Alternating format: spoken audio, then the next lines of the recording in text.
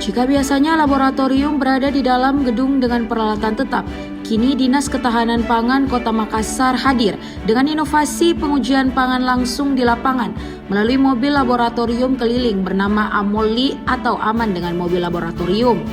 Melalui bidang keamanan pangan, tim pengawas kini dapat melakukan uji keamanan pangan secara cepat dan efisien langsung di lokasi, seperti yang dilakukan di Pasar Pamos Cendrawasih, Kecamatan Mamajang pada Selasa 19 Agustus 2025.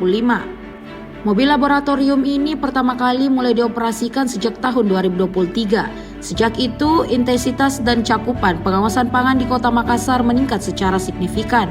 Dalam kegiatan pengawasan tersebut, tim pengambil sampel sayur dan buah untuk diuji kandungan residu pestisida serta logam berat seperti kadmium dan juga timbal. Jika terdeteksi kandungan berbahaya di atas ambang batas, sampel akan dikirim ke laboratorium terakreditasi untuk pengujian lanjutan. Selain pasar tradisional, pengawasan ini juga menyasar retail modern dan toko buah di berbagai wilayah Kota Makassar. Dengan Amoli, masyarakat tidak hanya mendapatkan kepastian tentang keamanan pangan yang mereka konsumsi, tetapi juga bisa langsung memperoleh edukasi di lokasi dari tim pengawas. Download Tribun X sekarang, menghadirkan lokal menjadi Indonesia.